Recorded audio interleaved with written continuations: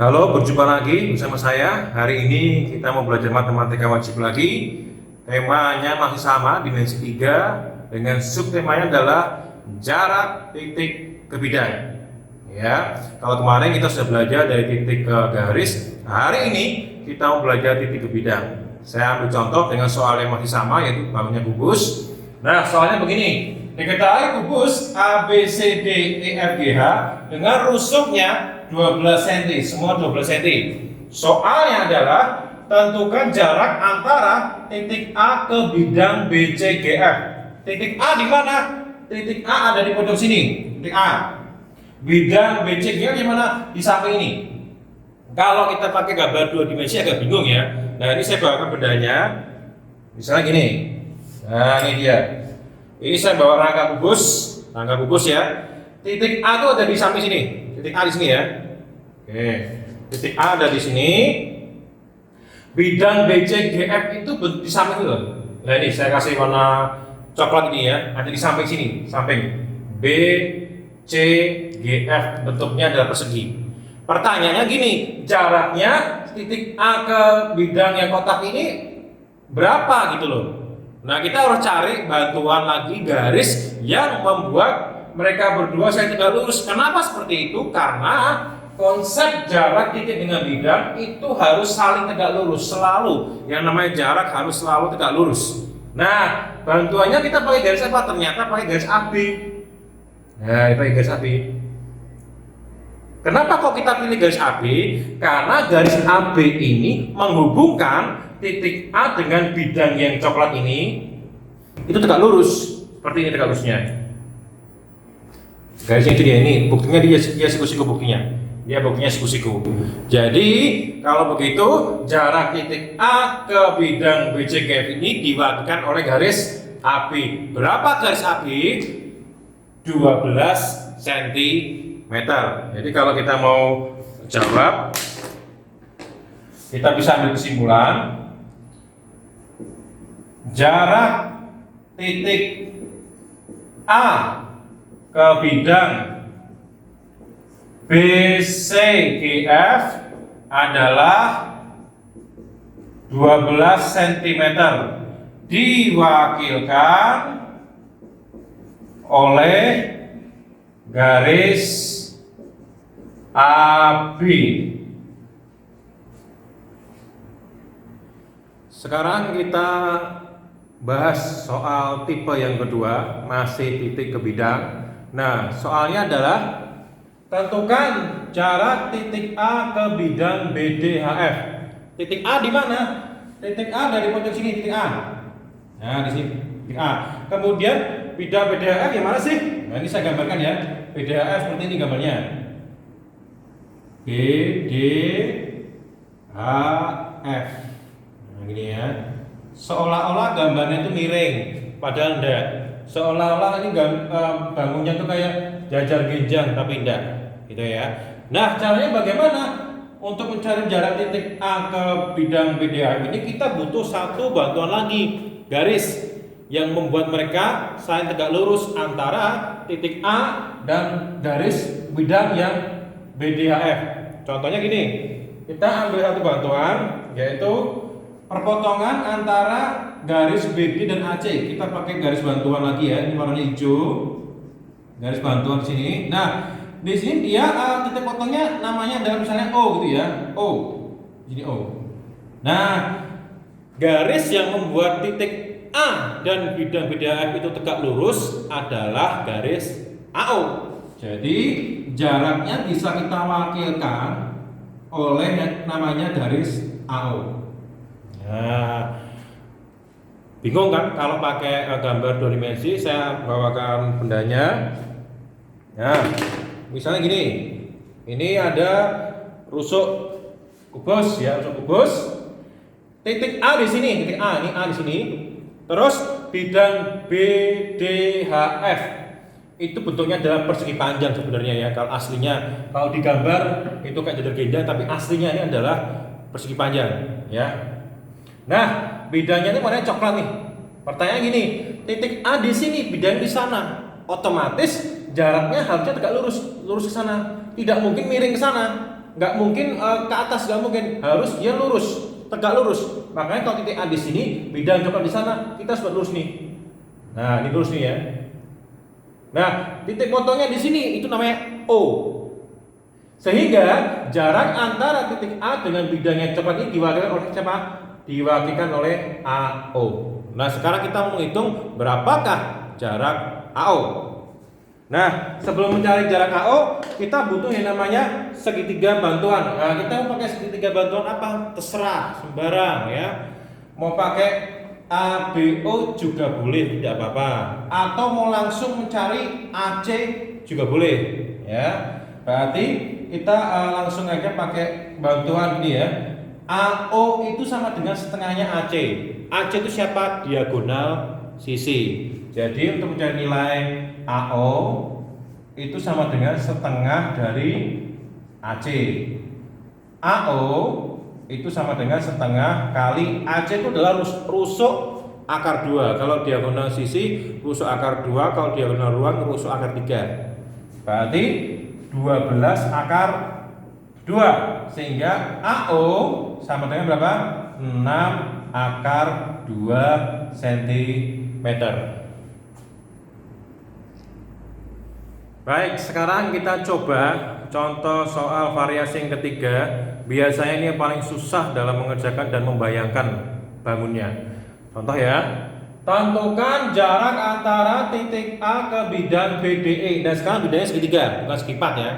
Nah, titik A di mana? Titik A di sini nih. Titik A di sini.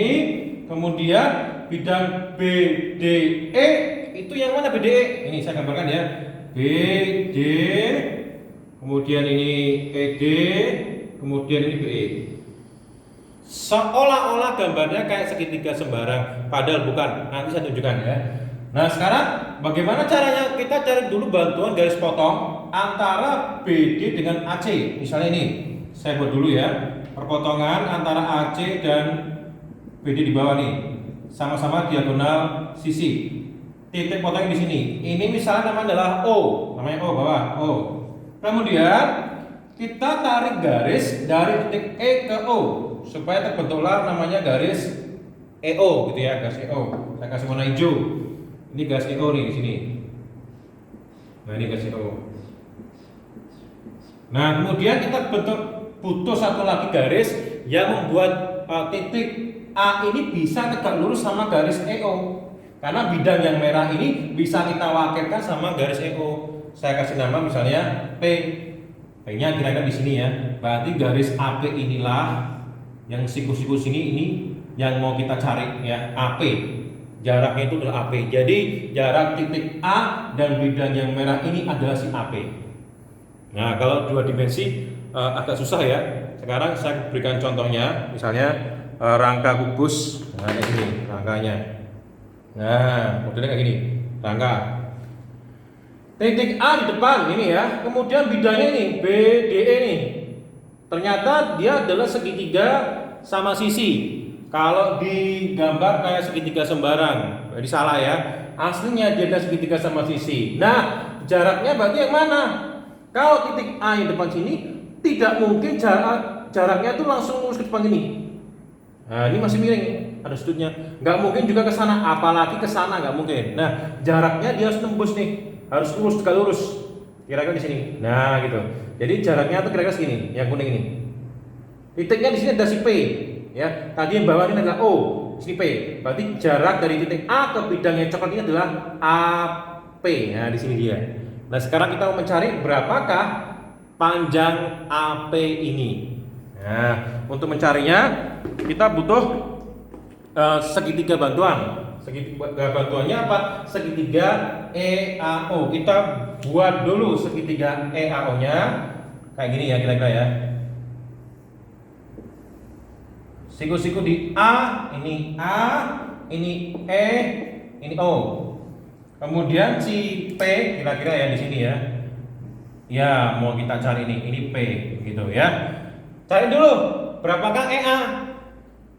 12. Berapakah AO? Ingat, AO itu setengahnya AC. AC adalah diagonal sisi, berarti rusuk akar 2. Berarti AC adalah 12 akar 2. Kalau begitu AO berapa? 6 akar 2, karena setengah dari 12 akar 2 itu adalah 6 akar 2. Berarti ini 6 akar 2. Sekarang kita cari nih EO berapa. Nah, untuk mencari EO kita taruh sini ya. Mencari EO.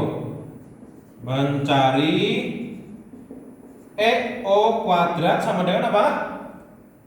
EA kuadrat ditambah AO kuadrat.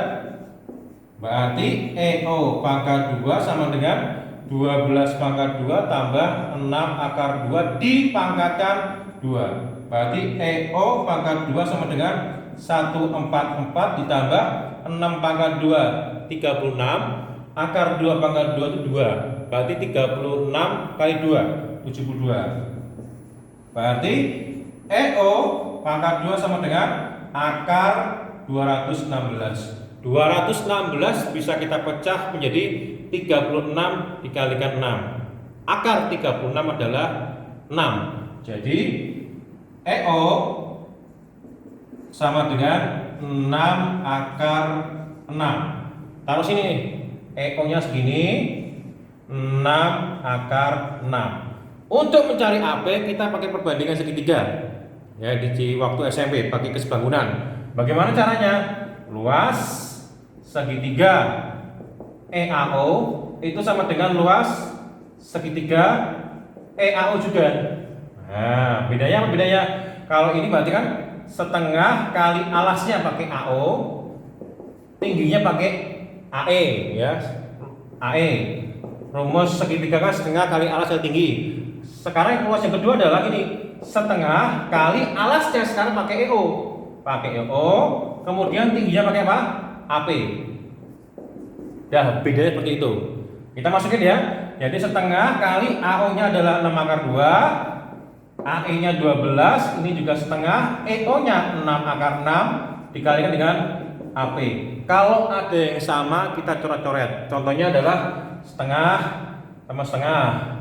Contohnya lagi adalah 6 sama 6. Berarti yang sebelah kiri tinggal 12 akar 2, yang sebelah kanan tinggal akar 6. Berarti ini 12 akar 2 sama dengan akar 6 kali AP. Ingat, kalau kali pindah ruas jadinya bagi. Berarti 12 akar 2 dibagi akar 6 itu sama dengan apa? AP. Sampai sini sebenarnya boleh. Tetapi kita harus rasionalkan dulu nih bawahnya. Dalam matematika kalau pecahan tidak boleh bawahnya itu bernilai akar. Sehingga kita rasionalkan. Merasionalkannya bagaimana? Kalau bawahnya akar 6, maka kita harus kalikan juga akar 6. Nah gini, akar 6, akar 6 gitu ya. Berarti atasnya gini, 12 akar 2 kali 6, 12. Bawahnya akar 6 kali akar 6, 6 sama dengan AP. 12 dibagi 6 bisa enggak? Coret berapa? 2. Tinggal 2 akar 12. Akar 12 bisa dipecah jadi 4 kali 3. Berarti gini nanti tulisnya 2 kali akar 4 kali akar 3. Nanti AP ini ya. Akar 4 berapa? 2. Berarti 2 dikalikan 2 menjadi 4 akar 3 sama dengan AP. Jadi kesimpulannya jarak titik A ke bidang B, D, E tadi adalah 4 akar 3. Sampai di sini pembahasan kita. Saya berharap bisa menolong dan membantu pemahaman dalam menyelesaikan soal yang ada. Jangan lupa klik and subscribe ya YouTube-nya untuk bisa semakin berkembang channel ini dan bisa membantu anak-anak yang lain. Terima kasih. Tuhan Yesus memberkati.